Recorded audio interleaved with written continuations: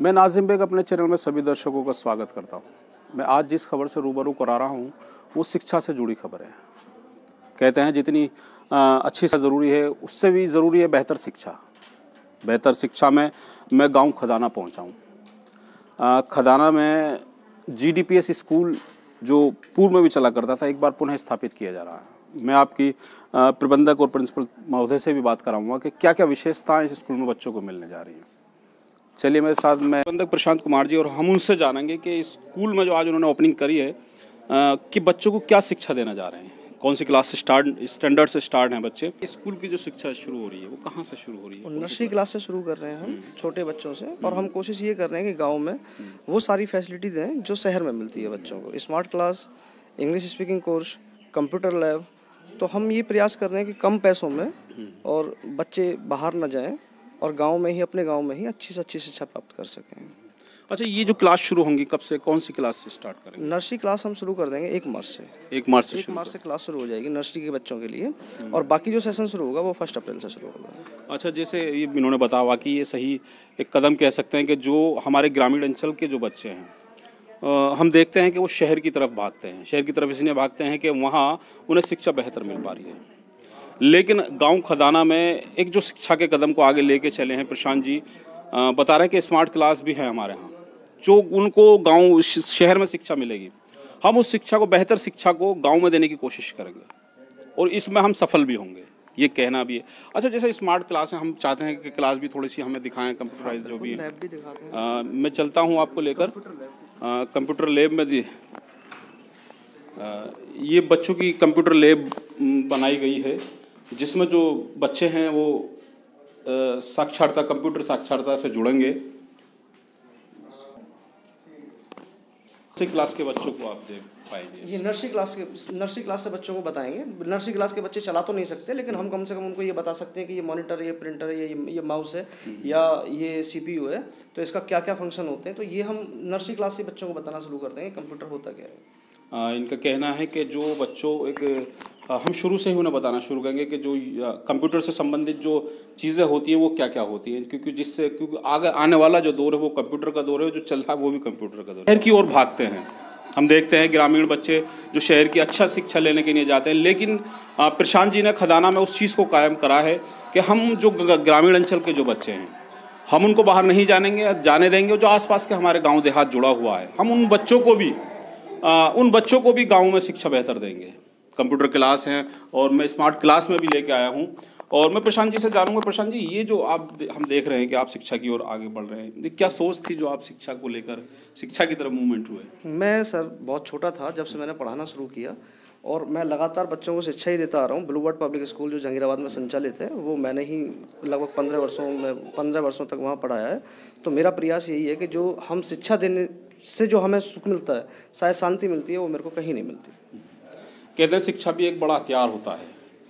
कुछ लोग दूसरी तरफ मुड़ जाते हैं, लेकिन शिक्षा वो चीज़ है जो हमें आगे के आयाम रास्ते खोलती है। हम बड़े बड़े अधिकारी जो हमारे हम देखते हैं कि वो शिक्षा से ही वहाँ पहुँचे हुए हैं। बुद्धिजीवी व्यक्ति जो साइंस है वो सब शिक्षा से पहुँची हुई है।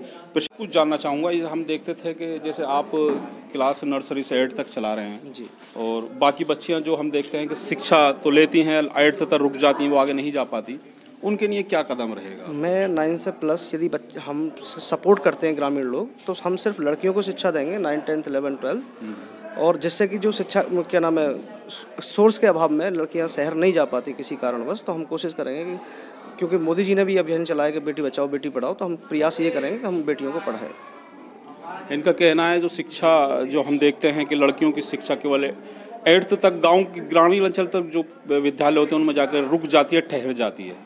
लेकिन प्रशांत जी ने ये एक ठाना है कि जो लड़कियां पढ़ेंगी तो मैं उनको हम गांव से बाहर नहीं जाने देंगे। उन गांव की बच्चियों को मोदी जी की पहल पर साक्षरता मिशन के तहत हम उनको यहीं शिक्षा देंगे। उनकी जो 10th 12th की जो शिक्षा है हम यहीं उनको पूरी कराएंगे।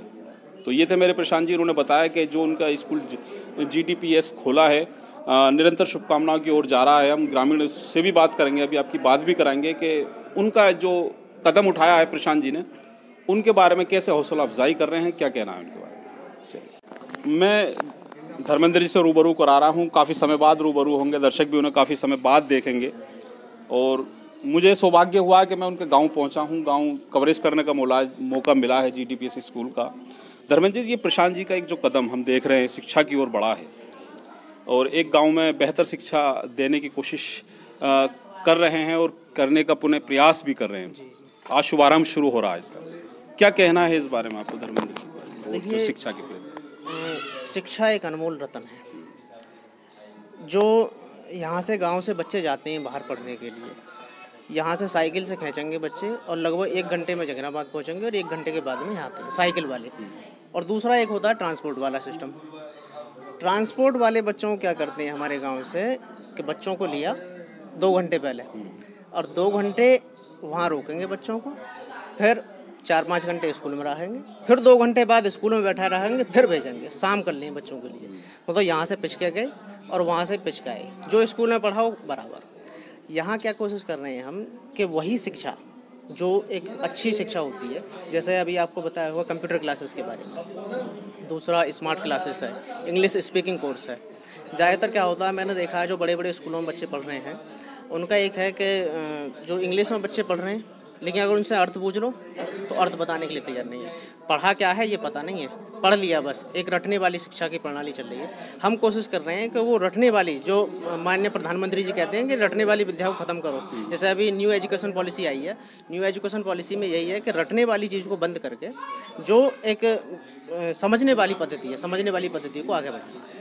और वही शिक्षा जो बढ़िया शिक्षा है वो गाँव में देने का प्रयास प्रशांत जी के द्वारा किया जा रहा है। और हम इनके लिए उज्ज्वल भविष्य की कामना करते हैं और बच्चों के उज्ज्वल भविष्य की कामना करते हैं। और आपका ही बहुत बहुत धन्यवाद कि आप यहाँ उनके जो एक विद्यालय खोला है उन्होंने, और विद्यालय के बारे में बच्चों को भी आगे बढ़ाने के लिए आप काम कर रहे हैं। आपका भी एक छोटा कदम है, तो आप भी आपका भी बड़ा सराहनीय काम है। ये धर्मेंद्र जी का वाकई एक सही कहना है कि जो हमारे बच्चे जैसे बता रहे हैं कि केवल ट्रांसपोर्ट में ही हिलक के रह जाते हैं, क्योंकि उनकी जो शिक्षा जो समझ पाते हैं, जो शुरू हो पाती है, वो जो समय होता है उनका, वो ट्रांसपोर्ट में समय ख़त्म हो जाता है। और रटने वाली जो नई शिक्षा प्रणाली लागू हो रही है, हो गई है, रटने वाली शिक्षा ख़त्म हो, वो प्रयास प्रशांत जी अपने गाँव में लेकर चले हैं और संभवतः सभी शुभकामनाएँ भी दे रहे हैं कि वो प्रयास उनका सफल भी होगा जी। और मैं पूछूंगा उनसे, प्रशांत जी ने ग्रामीण अंचल पर शिक्षा शुरू की है, क्या कहना है इस बारे में आपका? बहुत अच्छा विचार है।